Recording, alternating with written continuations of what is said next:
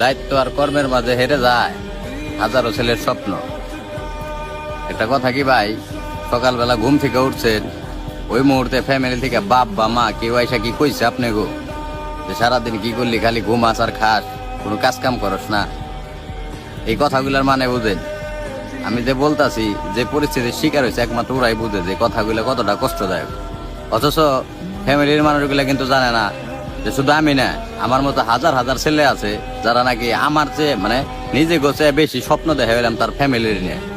আমি মনে করি মানে বেশিরভাগ পোলাপানেরই আমাকে মতো যারা মধ্যবিত্ত ঘরের সন্তান, বেশিরভাগ পোলাপানেরই নিজের চেয়ে বেশি স্বপ্ন তার ফ্যামিলি নিয়ে।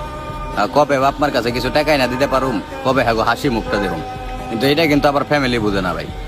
মানে আমি মনে করি মানে এরকম বহুত মানুষ আছে ভাই, এই প্রতিনিয়ত ভাই মনে করেন যে এই টর্চারের শিকার হইতেছে।